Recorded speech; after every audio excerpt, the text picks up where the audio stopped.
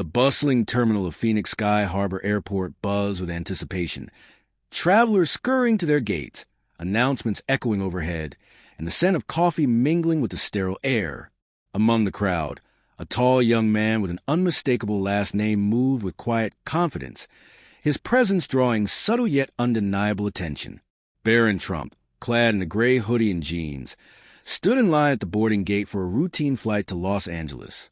His red Make America Great Again hat, perched firmly on his head, was impossible to miss.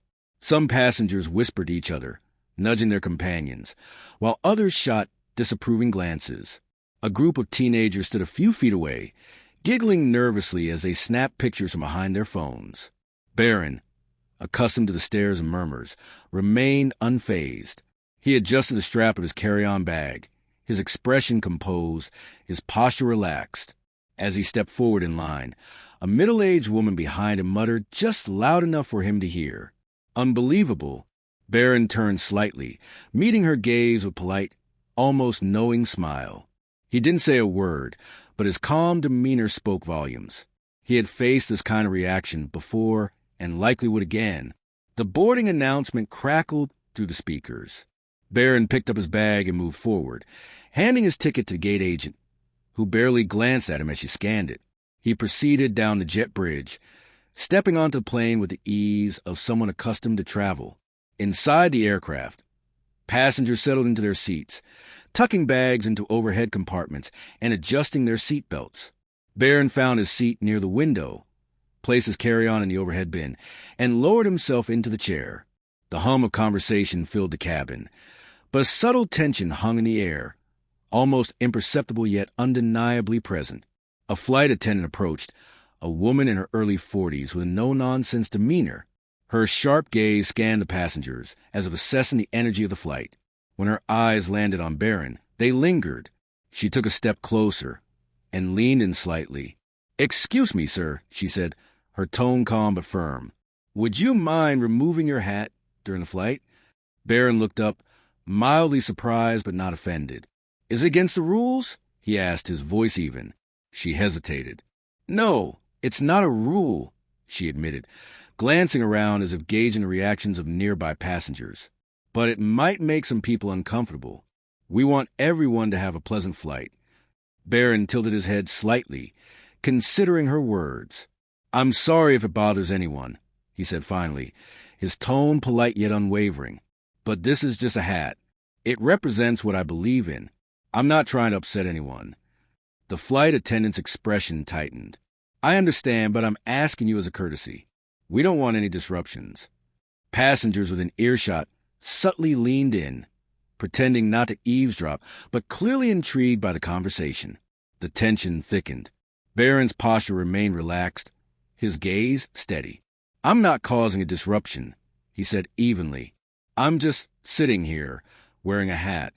The flight attendant's lips pressed together. "I'll be back," she said curtly before walking away toward the front of the cabin. The murmurs among passengers began almost immediately. Some whispered in agreement with Baron, while others exchanged uneasy glances, siding with the crew. Baron, however, remained calm, his gaze drifting out the window as the plane prepared for takeoff. But something was brewing, and it wasn't going to stay quiet for long. The night air was heavy with mist, rolling in thick waves across the darkened cityscape. The streets, slick with recent rain, glistened under the pale glow of flickering gas lamps. Each step echoed against the cobblestone pathways, a rhythmic, almost haunting sound that accompanied the lone figure darting through the labyrinthine alleys. The protagonists moved swiftly, their breathing shallow and controlled, eyes darting from shadow to shadow. The deep wound at their side throbbed with every motion, but there was no time to tend to it. Not yet. Every muscle burned, every fiber of their being screamed for rest, but the chase was far from over. Behind them, the distant clatter of armored boots striking the ground sent shivers down their spine. The pursuers were relentless, their presence as cold and unwavering as the winter wind cutting through the city's narrow passageways. They bore no voices, no cries of anger or warning, just the eerie, rhythmic cadence of those who hunted with silent intent. Turning sharply, The protagonists press themselves against the damp wall of a narrow alley, the jagged bricks biting into their skin. They strain to hear beyond the relentless pounding of their own heartbeat. The silence was deafening, pregnant with tension. Then a whisper movement, a flicker of shifting shadows. They weren't alone. A sudden clatter, a loose piece that was disturbed by the wind, sent adrenaline surging through their veins. Instinct took over. They sprinted forward, boots splashing through shallow puddles, sending ripples cascading outward like the echoes of their desperation. The towering buildings, with their intricate ironwork balconies and shuttered windows, seemed to close in, watching with an indifferent gaze as they fled. A market square loomed ahead, its abandoned stalls draped in rain-drenched fabric. A stroke of luck. Without hesitation, they ducked beneath a wooden cart, pulling themselves into shadows as a pair of pursuers entered the square. Their armor glowed faintly in the dim light, metallic and pristine, their movements precise and methodical. The protagonists held their breath, heart hammering against their ribs. Seconds stretched into eternity. The guard scanned the area, their crimson-lit eyes sweeping across the empty stalls and shadow corners. One of them hesitated, shifting slightly in their stance. The protagonists bit their lip, willing themselves to remain perfectly still. A tense moment passed before the figure turned, motioning to the others. They moved on, their silent hunt continuing into the depths of the city. Releasing a slow, careful breath, the protagonist slumped against the wooden frame of the cart, exhaustion pressing down like an iron weight. But there was no time to linger. The night was far from over, and the path ahead was still long and treacherous. Pushing to the pain, they rose to their feet and melted once more into the darkness, the quiet flight toward an uncertain fate carrying them forward. The dimly lit interior of the aircraft is bathed in a cool, blue glow from the overhead lights. The hum of the engine provides a steady backdrop, creating a cocoon of sound that drowns out the outside world. Passengers sleep with their heads tilted against windows or nestled into neck pillows. The occasional flicker of a reading light illuminates an open book or a pensive face. The air is cool, tinged with the scent of coffee and the faint hint of cabin pressurization. Characters: Ethan Pierce, a man in his late 30s, with sharp features, tousled dark hair, and a perpetual shadow of stubble. His usually confident demeanor is dimmed by exhaustion and contemplation. Clara Monroe, a woman in her early 30s, with auburn hair tied into a loose braid, green eyes that hold stories untold, and a reserved but warm presence. She wears a soft sweater and jeans, her posture relaxed but alert.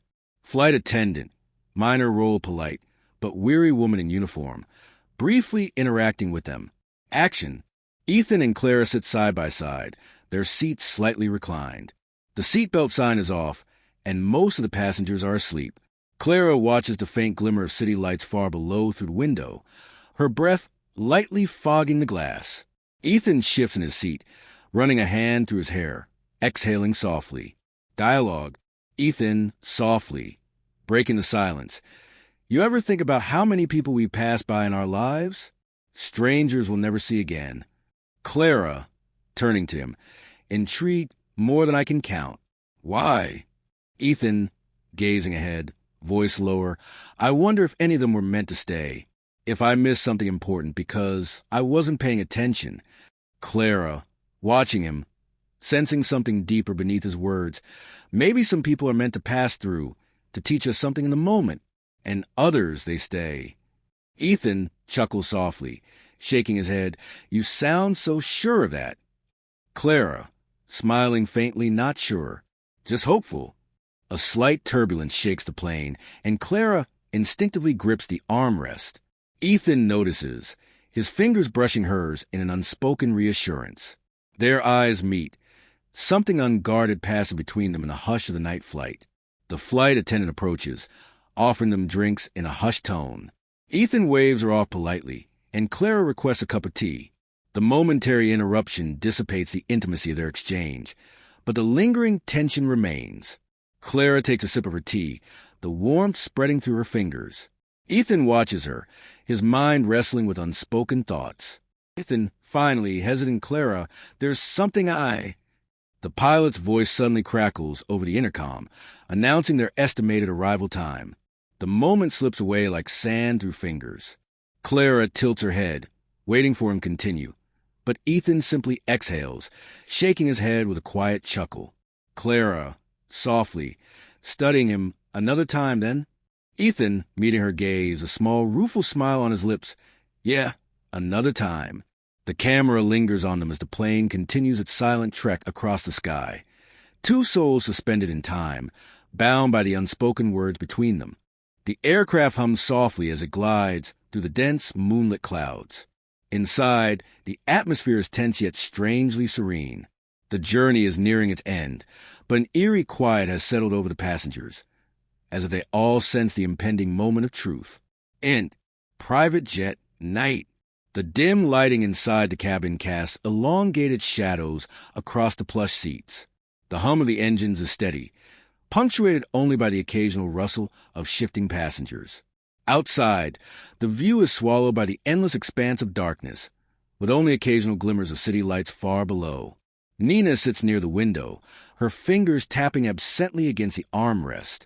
Her gaze is fixed outside, where wisps of mist swirl like ghostly tendrils around the wings. She draws a slow breath, then glances towards Elias, who is seated across from her. Nina, softly, almost to herself, almost there. Elias nods, voice low. No turning back now. He leans forward slightly, his fingers steeple beneath his chin. His expression is unreadable, though his eyes flicker with an intensity that betrays his thoughts. He's running through the possibilities, the contingencies, every move they'll have to make upon landing. Further down the cabin, Jonah adjusts the cuff of his sleeve, his posture rigid. He's been uncharacteristically quiet since the flight began. Across from him, Camila shifts uncomfortably in her seat, glancing toward the cockpit. Camila whispering, "Are we sure about this landing point?" Jonah grimly, "It's the best option we've got. Unmarked, low security. We get in, we disappear." The plane dips slightly, a subtle change in altitude that sends a shiver of awareness through everyone. The time for contemplation is dwindling. Outside, the cloud cover begins to break, revealing the faint, scattered glow of a hidden airstrip nestled between dense forests. Cockpit, same time. The pilot, a seasoned man with a hardened demeanor, grips the controls steadily. His co-pilot reads off the approach vectors, both men speaking in hushed but urgent tones. CO pilot, runway lights at 15% visibility. Winds picking up from the north. Could get choppy. Pilot tightly, "We'll make it. Just keep an eye on those readings." He glances at the instrument panel, checking their descent rate. Every movement is precise, calculated. There's no margin for error. Int. Private jet moments later. Nina and Elias exchange a final look as the jet tilts slightly, adjusting its trajectory. The engines shift pitch, signaling their final approach. Nina softly, "Here we go." Outside, the ground rushes up to meet them. The wheels extend, a faint mechanical "we're breaking the silence." The moment stretches, breath held in collective suspense. Then, a gentle jolt. Contact. The wheels kiss the tarmac, bouncing once before settling. The engines roar as the plane slows, the airstrip's dim light streaking past the windows. Everyone exhales, but no one relaxes.